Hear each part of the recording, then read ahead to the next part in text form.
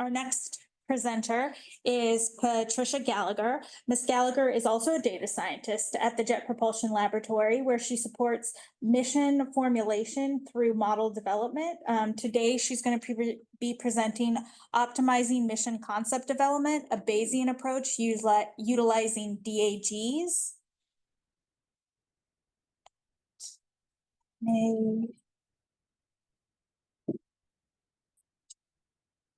Hello?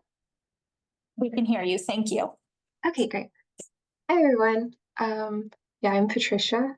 As she mentioned, I'm a data scientist at JPL in Pasadena, and I've been there in my current section as a data scientist for about the last year. And I'm actually in the same section as Zaki, who is the first presenter in this section. So yeah, today I'm going to be presenting a methodology I've developed for emulating directed acyclic graphs, or DAGs, using a Bayesian approach.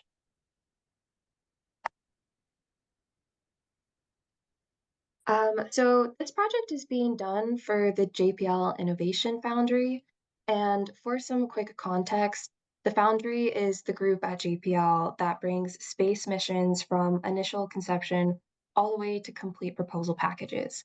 So they handle the very initial stages of a mission when the mission is still an idea, and at this point, all the technical details are still being determined. Usually in mission concept development, scientists usually come in with a perspective of trying to maximize the scientific output of a mission. And that totally makes sense. But a lot of times they have pretty limited experience with budget constraints, so they might not always know how to balance scientific goals with actual practical feasibility. And a lot of times, scientists are also unfamiliar with what typically drives the cost of emissions. So when they're trying to meet budget constraints while also trying to maximize scientific accomplishment, they might try to reduce expenses in less impactful areas, and that ultimately doesn't effectively lower costs. So as for what does actually drive costs, in the proposal office, it's usually recognized that payload, mass, and power are two of the primary factors influencing mission costs. So at a high level, payload, mass, and power drive payload costs, and then the rest of the mission design in budgeting is then built around this. And obviously, like, the actual budget development process is way more complex than that, and there's a lot of give and take. But this is just a key concept to understand in order to make a good technical design decision. So our ultimate goal with this project is to develop an interactive graph tool that helps scientists understand this key concept. And visually, it'll look like a directed graph similar to the one on the right-hand side, where you'd be able to toggle mass and power in order to see like the trickle-down effects of changes in technical parameters on cost. So on this graph on the right, the first two nodes are technical parameters that you'd be able to toggle. And then the node labeled as 05 represents payload costs, and the other nodes represent all the other costs, which altogether gives you the total cost of a mission. So hopefully this tool will eventually give scientists an easy way to experiment with different values of payload, mass, and power. And this will allow them to gain an intuition for how their technical decisions will ultimately affect mission costs. And this project is still currently in process. So I've developed an iteration of a model that approximates a directed acyclic graph, similar to the one on the right here. And that's what I plan to discuss in this presentation. However, like, the interactive tool is still in development, and there's definitely still room for the model to grow. Okay, so there's actually a few effective ways of modeling directed graphs, such as like Bayesian networks or structural equation modeling, or even like graphical neural networks. But basically all of these methods usually require a pretty substantial amount of data to actually be effective. And unfortunately, in our case, we're looking at cost and technical data for space missions specifically from JPL. And at the end of the day, there just haven't been that many missions. And also for this iteration of the model, we were specifically trying to look at Discovery and New Frontier missions. So that just limits our data even more. So we ended up with 23 data points, with half of those being actual flown missions, and then half being from JPL studies. And just for some context, studies are essentially synthetically created mission data points. And although they're technically not actuals, they are pretty robust and are very thoroughly reviewed by experts. So for the purposes of this project, the study data was treated as actuals. So as I kind of mentioned in the previous slide, for this project, we needed both cost and technical data for our missions. And the cost data was organized using the work breakdown structure, or WBS, as we'll refer to it for the rest of the presentation, which is basically an accounting system that categorizes project costs by its scope. If you're interested, the high-level definitions of the WBS categories are on the right, but for this presentation, the key category to know is WBS 05, which is the payload aspect of the mission. So just a few things to note.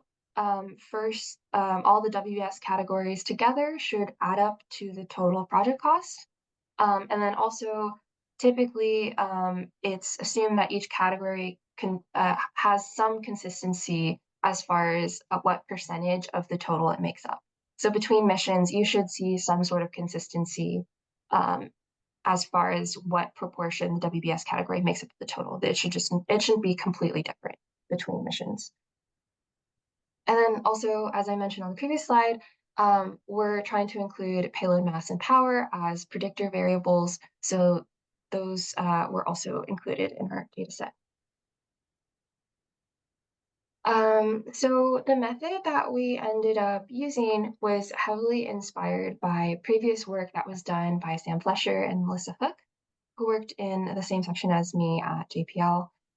They had previously developed a model to estimate WBS cost allocations using something called the Dirichlet distribution. The Dirichlet distribution is basically an extension of the beta distribution, and the beta distribution is usually used for measuring uncertainty in two outcome scenarios, like flipping a coin. And the Dirichlet distribution is just a more complex version for scenarios with more than two outcomes. So the Dirichlet distribution is able to handle variables that sum together add up to one. So like, for example, imagine each WBS cost being a slice of a pie that represents the total cost. By using the Dirichlet distribution, you can model how large each slice of the pie should be. So essentially, in this case, the model would be calculating the likelihood of different cost allocations across WBS.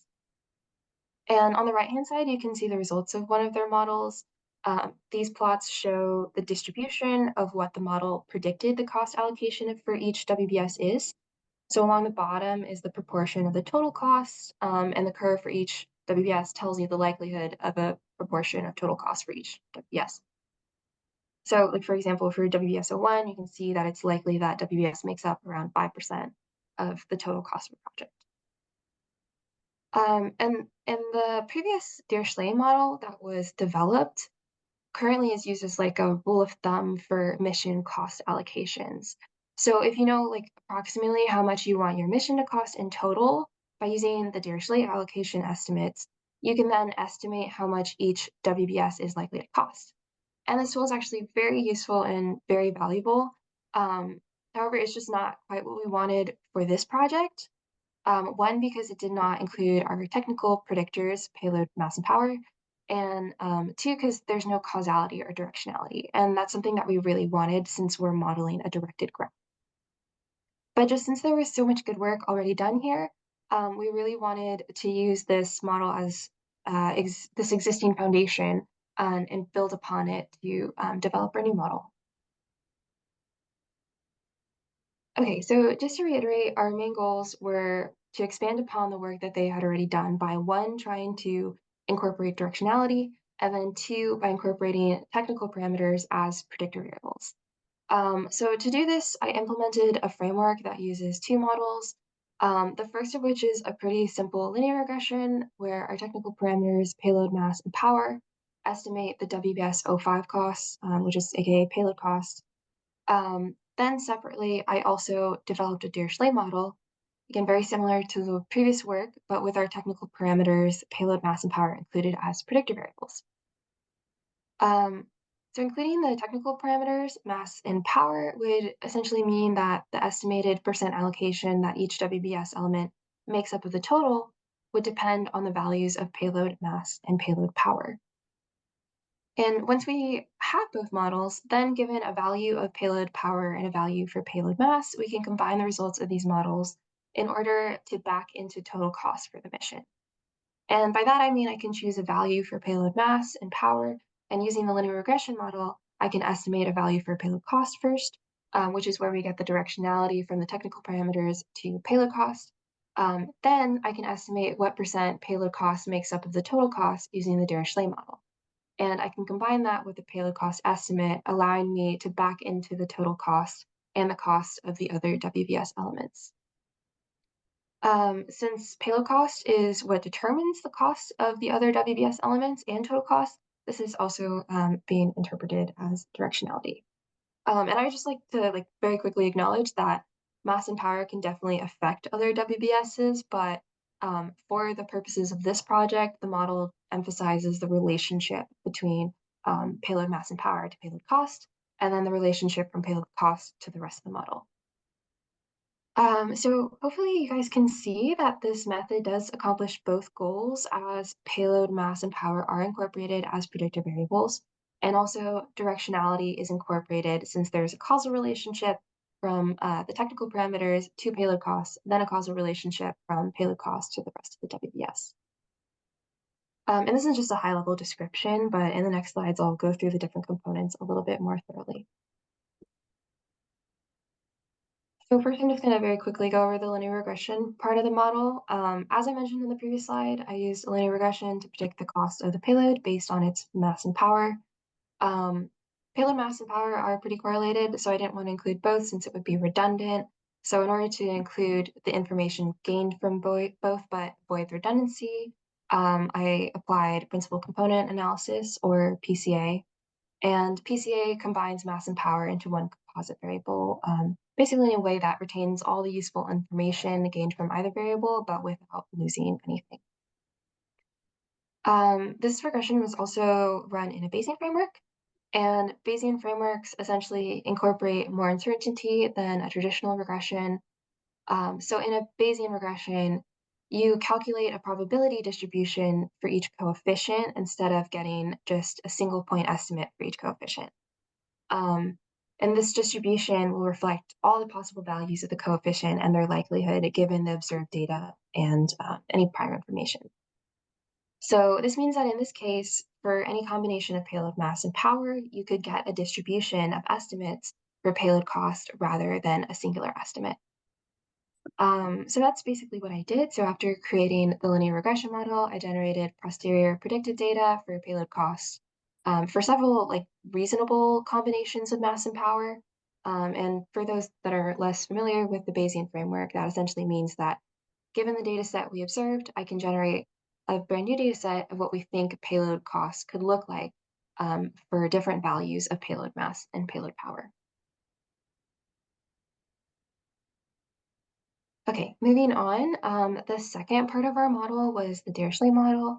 And as I mentioned earlier on in the presentation, this portion is pretty similar to the previous work that was done before, except now it includes technical parameters as predictor variables.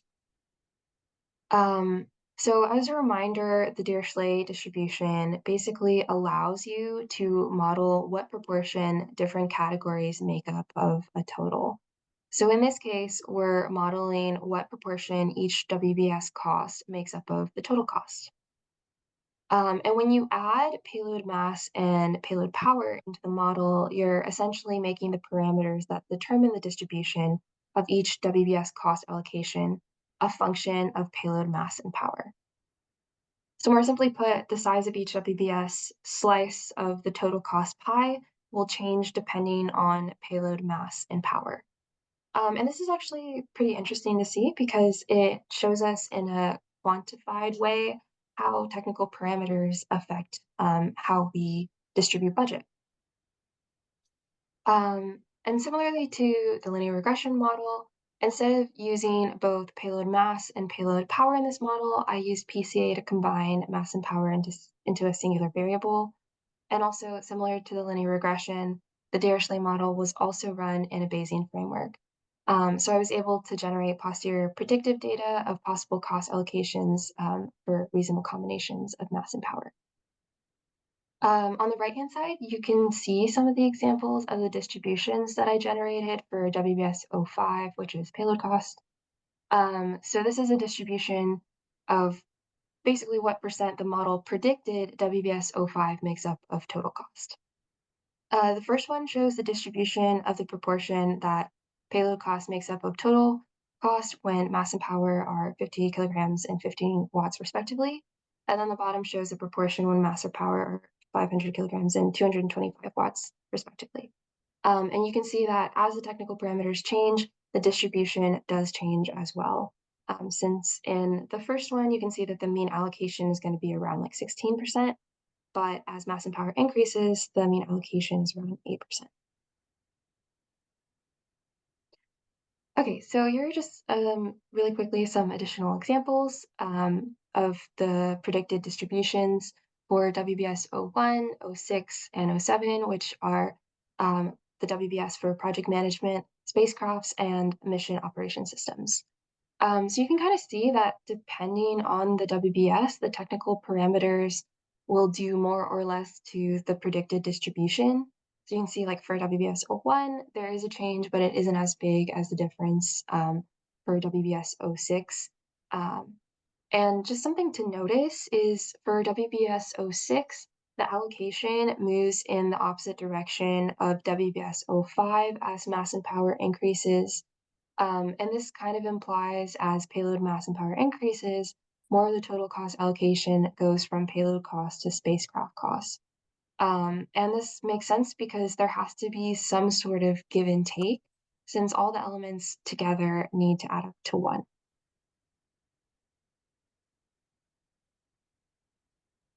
Okay, so as I mentioned for both the models, after creating the linear regression and Dirichlet models, posterior predicted data was generated for different combinations of mass and power levels, which allows us to do a scenario analysis. So just to quickly recap at this point, I have 2 posterior predicted data, one that gives me a distribution of estimated payload costs for different combinations of mass and power, and a second that gives me a distribution of estimated WBS allocations for different combinations of payload, mass, and power. Now, for every combination of payload, mass, and power levels, in order to create an estimate of the total cost for that specific combination, what I did was randomly sample cost estimates from the posterior for those values of mass and power from the WBS 05 cost estimates. Then I would pair it with a randomly sampled WBS allocation estimate from the Dirichlet model for the same corresponding values of mass and power. Then, knowing how much WBS 05 costs and knowing what proportion each WBS makes up of the total, I can then estimate the cost of each WBS element and total cost based all around the WBS 05 cost. And this process was repeated multiple times for each combination of mass and power, essentially giving us a distribution for the total cost for each combination of mass and power. And ultimately, this is all done to establish the directional framework we were looking for, since mass and power determine the cost structure, and that trickles down to the payload cost, which then determines the cost of the rest of the WBS. And just really quickly on the right-hand side here, I included the total cost distribution that was estimated for an example mission. So this is the distribution of what the model predicted total cost would be. So the curve here is the distribution, and the red line is the actual cost, and the purple line is the mean estimated total cost. And having this distribution is actually really handy because we get a better understanding of the uncertainty behind our estimates, rather than just relying on a singular point estimate. Okay, so we've reached the end of my presentation. So just to recap, this method builds upon work that was previously done with the Dirichlet cost model in order to incorporate technical variables and to incorporate directionality. And this is all done with the hopes of giving clearer insights on how changes in technical parameters influence costs.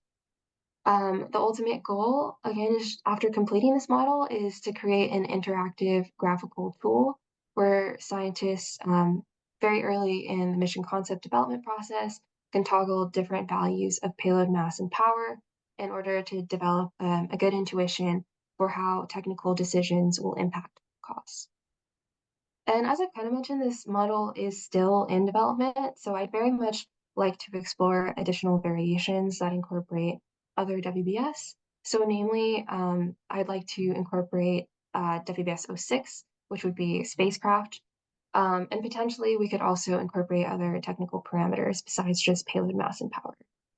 And this could be done independently as completely separate models, or it could also be done so that a new model is incorporated into the current model so that we can get more robust posteriors for our cost estimates.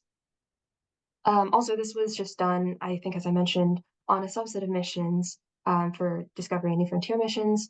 So ideally, we'd like to expand this so that it's usable for many different mission types. But I'm very excited to create a final version of this model and eventually incorporate it into a web tool and see what that takes us.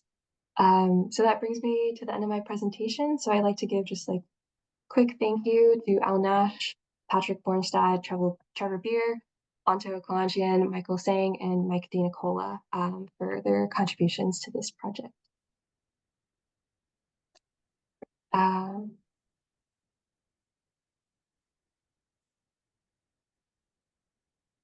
We have time for questions, and I think she can hear the people in the room, so just speak up if you have any questions. Quick question. Yeah. I was just wondering why PCA was used instead of just using the original two variables for the model.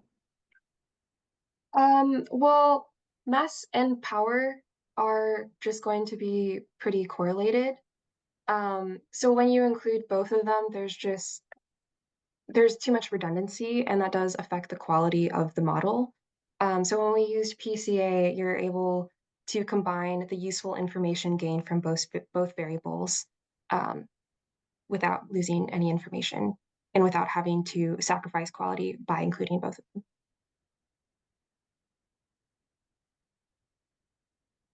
Yeah, so looking at your scatter plot of the PC component against the cost, it looked like there wasn't a lot of correlation.